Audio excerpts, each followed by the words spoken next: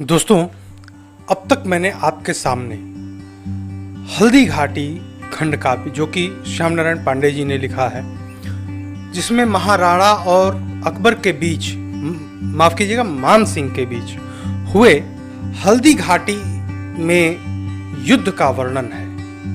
वह युद्ध कहाँ से शुरू होता है और कहाँ पर खत्म होता है, इसी दौरान ये पूरा काव्यखंड लिखा गया है। अब तक मैंने आपके समक्ष 7 खंड प्रस्तुत कर दिए हैं इस खंड काव्य के, जो 7 सर्ग हैं। इन 7 सर्गों में हमने देखा कि कैसे हल्दी घाटी युद्ध की नींव पड़ती है। उधर शक्ति सिंह, जो कि महाराणा प्रताप का भाई था, उसे महाराणा ने एक ब्राह्मण की हत्या उनके झगड़े के बीच में हो जाने की वजह से देश निकाला दे दिया। वह जाके अकबर से मिल जाता है। उसके बाद मान सिंह जब शोलापुर विजय के समय उसके बाद आता है राणा से मिलने, तो भोजन पर राणा उससे मिलते नहीं हैं। वह मान सिंह को इस काबिल नहीं समझते हैं कि मान सिंह के साथ वो बैठकर भोजन कर सके। इस कारण से मान सिंह रुष्ट होकर अकबर के यहाँ जाता है और पहले से ही अकबर की आंखों में महाराणा का राज्य खटक रहा था, महाराणा खटक रहे थे कि अब तक उन्होंने कैसे अकबर की गुलामी स्वीकार नहीं की थी। अकबर के आधिपत्य में वो मेवाड़ देश नहीं आ सका था। और ऐसे शुरू होता है हल्दी घाटी युद्ध।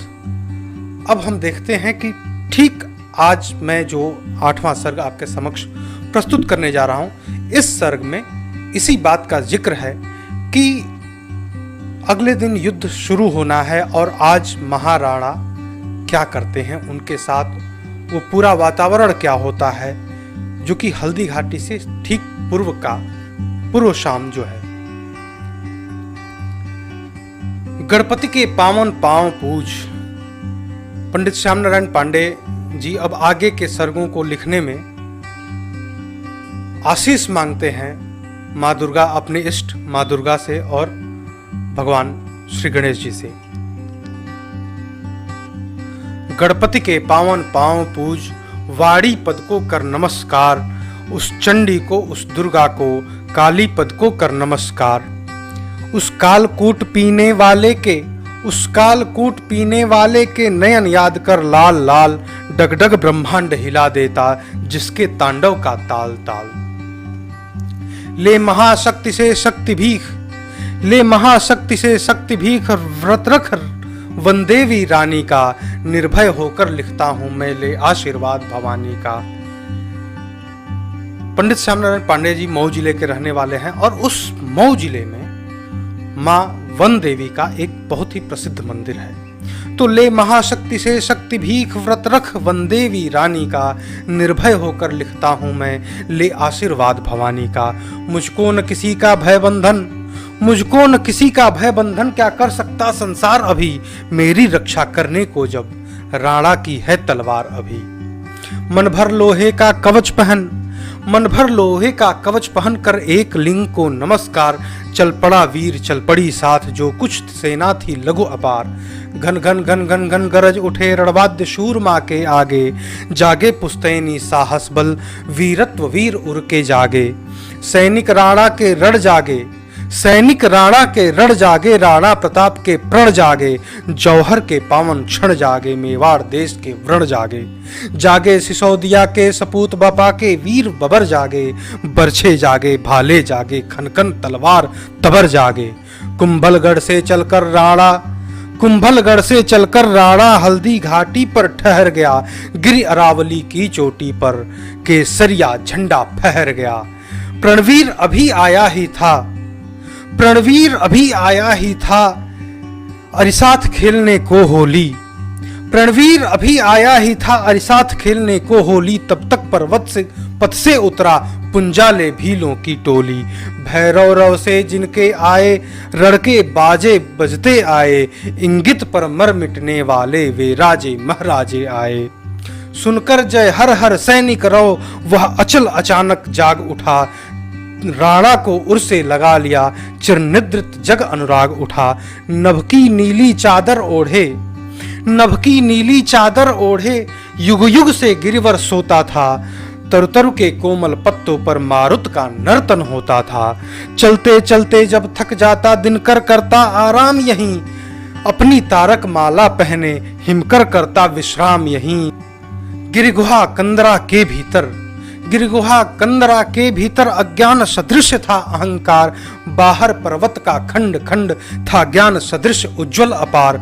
वह भी कहता था अंबर से, वह भी हल्दी घाटी का जो मैदान था, जो वृक्ष थे, जो पहाड़ थे, जो नदियां थी, जो झरने थे, कण कण जो हल्दी घाटी का था, वह राणा और मानसिंह के बीच होने वाले उस ऐतिहासिक हल्दी घाटी युद्ध के लिए बहुत ही आतुर थे। वे उत्तेजित थे, वे खुश थे, वे गौरवान्वित थे कि यह युद्ध, यह रण शोणित से यह धरा जो पटने वाली है, जिस पर मुगलिया सल्तनत टिकी हुई है, जो अभिमान मुगलिया सल्तनत का है, वह आज इस रणभूमि में ध्वस्त होगा। इसके लिए गौरवान्वित था वहां का हर एक कण। वह भी कहता था अंबर से, जो पर्वत का जो खंड खंड था, बाहर पर्वत का खंड खंड था ज्ञान सदृश उज्जवल अपार। वह भी कहता था अंबर से, वह भी कहता था अंबर से, मेरी छाती पर रण होगा, जननी सेवक और शोणित से पावन मेरा कड़कड़ होगा। पाषाण हृदय भी पिघल पिघल आंसू बनकर गिरता झरझर। गिरवर भविष्य पर रोता था, जग कहता था उसको निर्झर। वह जो पर्वत था वो पिघल रहा था, अंदर उसके करुणा भरी हुई थी कि यह युद्ध होगा तो केवल दुश्मन ही तो नहीं मरेगा, हमारे अपने वीर भी मरेंगे, हमारे अपने लोग मरेंगे। राणा का चेतक मरेगा, राणा भी, उनका भी लोहित जो है, उनका भी शोणित है, उनका जो रक्त है वह भी हमसे आ मिलेगा। इसका कष्ट भी था और गौरव भी था कि ऐसे वीरों का ऐसा जो जमघट लगा हुआ है वह भी हम देखेंगे। पाषाण हृदय भी पिघल पिघल आंसू बनकर गिरता झरझर। गिरवर भविष्य पर रोता था, जग कहता था उसको निर्झर। वह लिखता था चट्टानों पर राणा के गुण अभिमान सजल। वह सुना रहा था मृदु स्वर से, सैनिक को रण के गान सजल। वह चला चपल निर्झर झरझर, वसुधा उज्ज्वला खोने को, या थके महाराणा पद को पर्वत से उतरा धोने को। लघु लघु लहरों में ताप विकल दिन भर मुख धोता था। निर्मल निर्झर के अंदर हिमकर रजनी भर सोता था। राणा पर्वत छवि देख रहा था, उन्नत कर अपना भाला। थे विटप खड़े पहनाने को, लेकर मृद कुसुमों की माला। लाली के साथ निकरती थी पल्लव पल्लव की हरियाली। डाली डाली पर बोल रही थी कुहू कुहू कोयल काली। निर्झर की लहरें चूम चूम फूलों के वन में घूम घूम। मलया नील बहता मंद मंद बौरे आमों में झूम झूम। जब तुहिन भार से चलता था धीरे धीरे मारुत कुमार। तब कुसुम कुमारी देख देख उस पर हो जाती थी निसार। उड़ उड़ गुलाब पर बैठ करते थे मधु का पान मधुप। गुनगुन करते थे राणा के यश का गान मधुप। लोनी लतिका पर झूल बिखरते कुसुम पराग प्यार। हंस हंस कर कलियां झांक रही थी खोल पंखुरियों के किवाड़। तरु पर बैठे मृदु स्वर से गाते थे स्वागत गान शकुन। कहते यह ही बलिवेदी है, इस पर कर दो बलिदान शकुन। जो खगवृंद भी थे वो भी सबको, जो योद्धा आ रहे थे उनका गा गा कर अपने मधुर कंठ से स्वागत कर रहे थे और कहते थे कि यही तुम्हारी बलिवेदी है, यही तुम्हारी बलिवेदी है, यहीं पर तुम्हें अब इस संसार को एक नया आयाम देकर चले जाना है, एक नई मिसाल देकर चले जाना है। तरु तरु पर बैठे मृदु स्वर से गाते थे स्वागत गान शकुन, कहते यह ही बलिवेदी है, इस पर कर दो बलिदान शकुन। केसर से निर्झर फूल लाल, केसर से निर्झर फूल लाल, फूले पलाश के फूल लाल, तुम भी बैरी सिर काट काट कर दो शोणित से धूल लाल। तर्जो तर्जो वीर रखो अपना गौरव अभिमान यहीं, तुम गरजो गरजो सिंह करो रणचंडी का आह्वान यहीं। खगरव सुनते ही रोम रोम, खगरव सुनते ही रोम रोम, राणा तन के फरफड़ा उठे, जर्जरा उठे सैनिक अरि पर, पत्ते पत्ते थरथरा उठे। बन गया तरुके पत्ते तिनको से, तरुके पत्तों तिनको से, बन गया यहीं पर राजमहल, उस राजकुटी के वैभव से अरिका सिंहासन गया दहल। इससे पहले के सर्ग में जैसा कि श्याम नारायण पांडे जी ने कहा था, राणा ने प्रतिज्ञा करी थी और अपने साथियों को भी प्रतिज्ञा करवाया था कि अब से हम राज सुख जो है, जो राजमहल है, उसका प्रयोग नहीं करेंगे। जो राजा के लिए जो सुख साधन होते हैं, जो सूबेदारों के लिए सुख साधन होते हैं, उनका हम त्याग करेंगे। हम सन्यासी की तरह वन में रहेंगे, हल्दी घाटी के मैदान में रहेंगे और शत्रु की प्रतीक्षा कर उसको भगाने तक, उसका दमन करने तक हम यहीं रहेंगे। तो तरु के पत्तों से तिनको से, बन गया यहीं पर राजमहल, उस राजकुटी के वैभव से अरिका सिंहासन गया दहल। बस गए अचल पर राजपूत, अपनी अपनी रख ढाल प्रबल, जय बोल उठे राणा की रख बरछे बाले करवाल प्रबल। राणा प्रताप की जय बोले, अपने नरेश की जय बोले, भारत माता की जय बोले, मेवाड़ देश की जय बोले।